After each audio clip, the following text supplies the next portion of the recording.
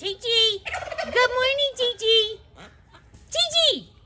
Look at her, she knows her name. Gigi!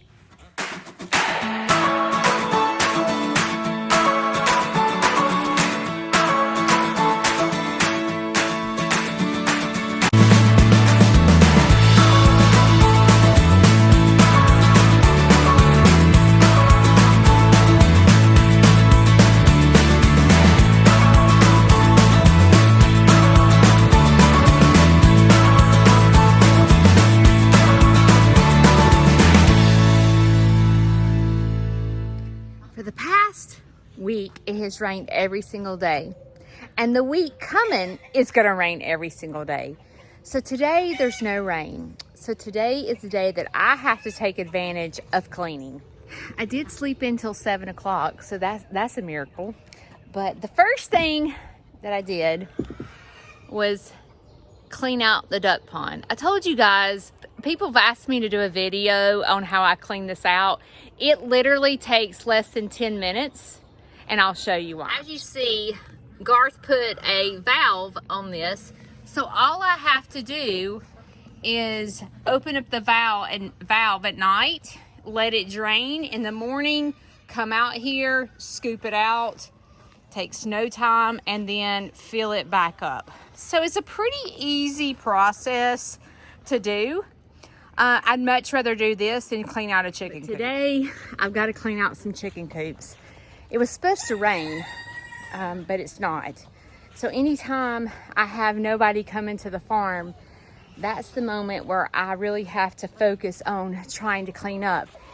If I don't clean every week, it gets totally out of hand. So I have to stay on top of my game each and every week. Isn't he pretty?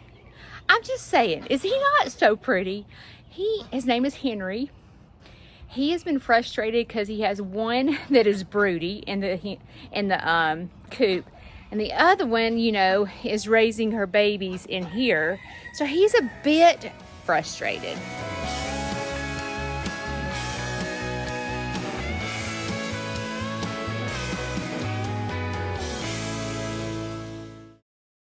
So I use this snow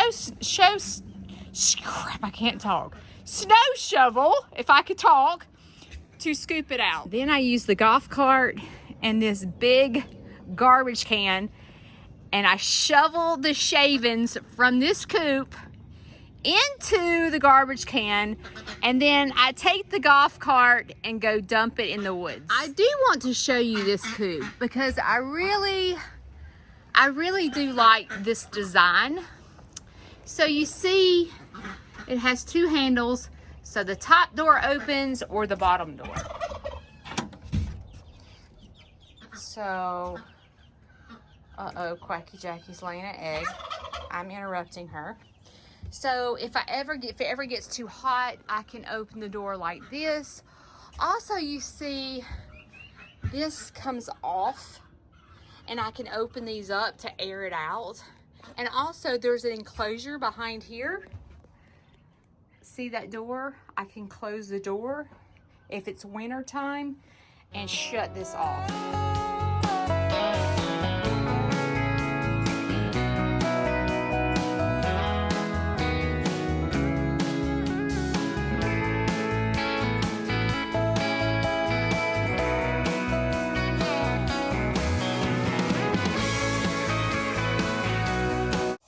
I have one bucket full, or I should say garbage can full, and then what I'll do is put it on the golf cart, take it through that fence, and empty it.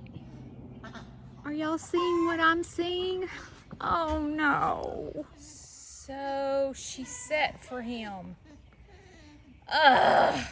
You know what that means? Do y'all understand? That means she's probably not pregnant. So I was gonna wait another month to have an ultrasound done to see if she's pregnant, but chances are, if she is sitting for him, chances are she's not pregnant.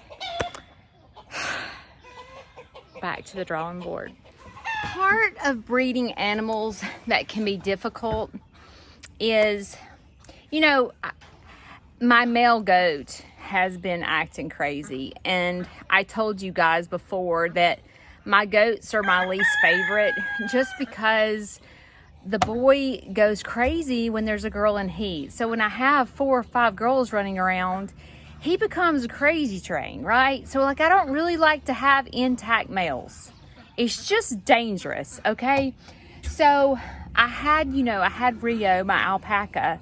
I had him castrated last September. So alpacas do better in a herd. So I want one more alpaca for my herd. So I wanted to get her pregnant again. So I had a male, come in and breed her. But if you don't know, it costs a pretty good penny to have your females bred no matter what it is. I mean, goat, alpaca, cow, whatever. It cost me roughly $600 to have her bred. And you run a chance that she might not get bred. And that's what happens when you don't have an intact male. You have to stud out another male for your female. And there's a lot of risk involved. You really should choose someone that you know, because you don't want to bring any kind of disease into your farm area and then him, breed her and then get her sick. So there's a lot involved, and you really have to do your homework and research to know who you're breeding with, because it could be dangerous.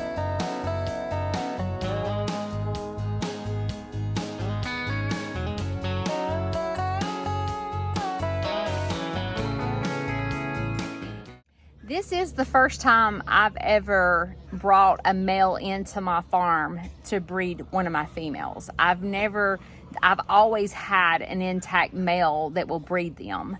I could probably spend the money to buy an outright alpaca grown for just say $2,000, and I could get it, but I want to raise the animal.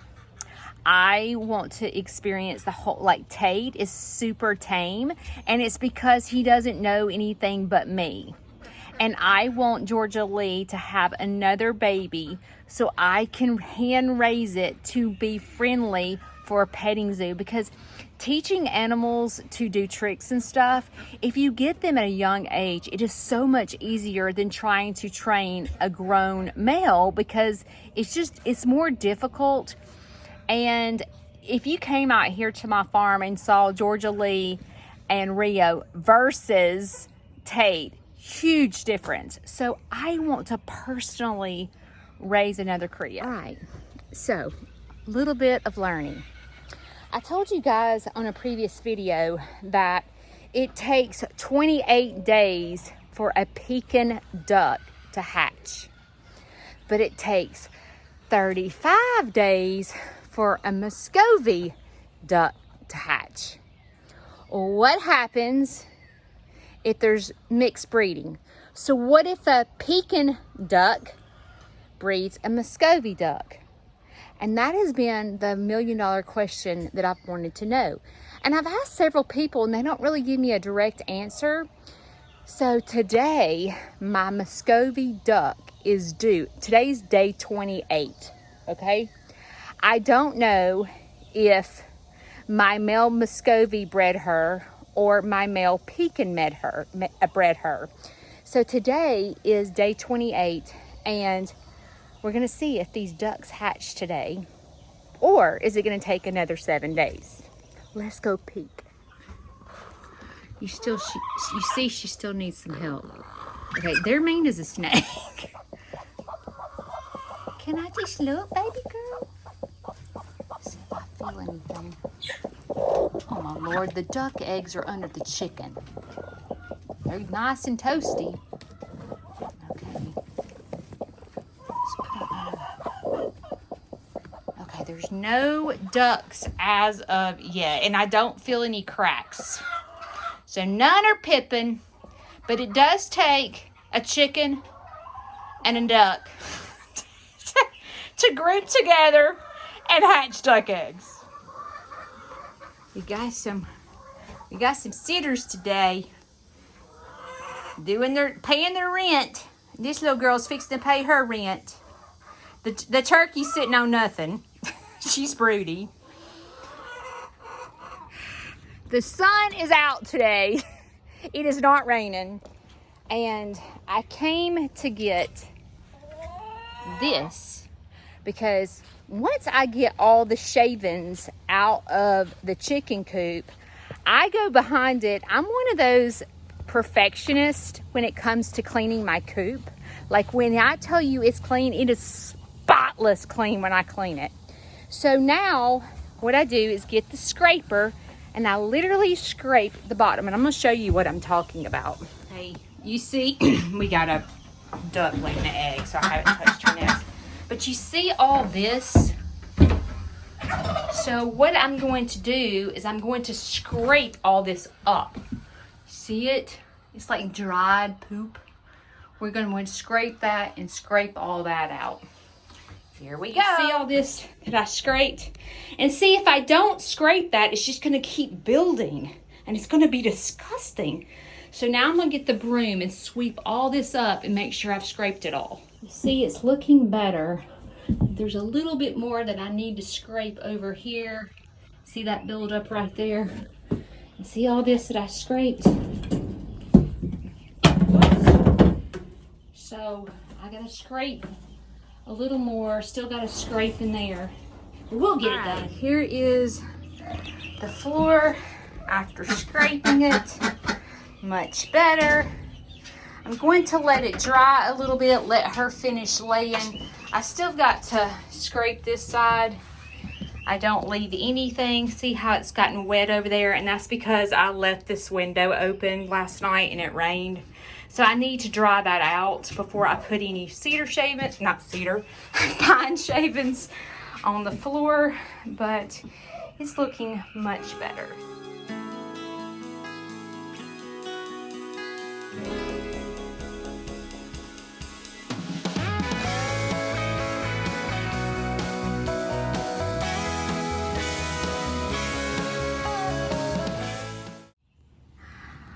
I am pouring sweat. So the great thing about this coop is I had a front porch built. So when I need a little bit of a break, I can sit in the shade in the front porch and drink a cold ice water and sit here a minute and let the duck finish laying so I can finish the cleaning out the coop. And here's the end result. Fresh pine shavings, all nice and clean. Beautiful, beautiful, beautiful. It's 11:30. I started this project at 8 o'clock, so it took me 2.5 hours to do that one coop. Let's go sit down. Did I tell you how many coops I have? Let's see. 1, 2, 3, 4, 5, 6, 7. I have 7 coops. So see how I have to stay on top of things, because if I don't, it gets out of hand. And there's no way I can clean 7 coops in one day. So today was just the duck pond and that one coop. I might go clean out one other coop. I might. But it's hard work having a big farm. Chickens and ducks that roost every single day, you know, and poop everywhere. It can get overwhelming at times, but I love it. And the barn can get overwhelming at times. Like I have to clean out the barn daily because obviously animals poop in the barn. So you have to stay on top of that too. And nobody wants to come to a petting zoo when it's stinky. You know what I'm saying? So I try to stay on top of my game. So they got nice fresh water. You see that they're all excited. I just love watching ducks play in water. It's so sweet. I hear the excavator running, so let's go see what Garth's There's no telling what he's up to. Oh my goodness. What is he doing? He is cleared. Okay, let me just show you. So here is our property. Here is where my farm is, over here. I'm over in the corner section. And so I have picnic tables up there. That's what's gonna be my education center. The zip line is down here. And he is clearing all this out to widen our yard area. Way over there is our garden. And he's clearing all of these woods to make our yard bigger.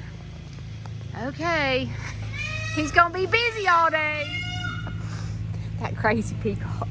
Okay, so now I decided to tackle one more coop, and this coop is a nightmare. You see how disgusting it gets quick? I mean, see, this is gonna have to be scraped. I have roosting bars up here, but this is gonna take some elbow and muscles to scrape all this up. So here we go. Woo! I scraped it all. So now, the good thing about having a coop like this is all I have to do is take this trash can here and then sweep it in. So it's not quite as difficult as the other. So let's see what it's gonna look like.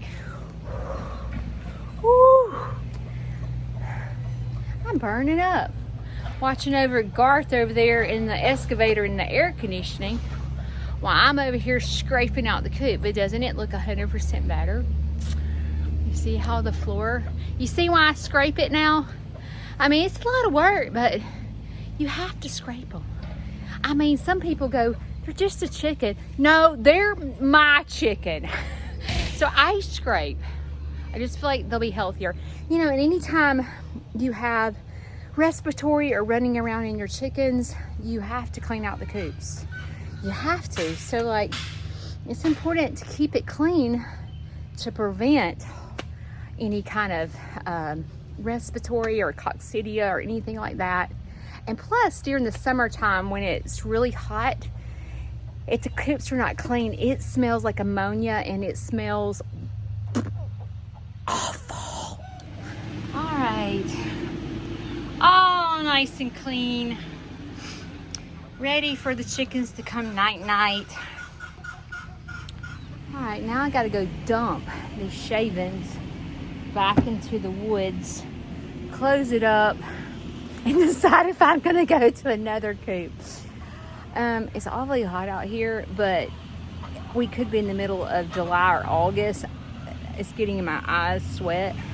So at least it's June and it's not, I mean, I would say it's probably 80 something degrees. So it could be 100. So, you know, it could be a lot worse.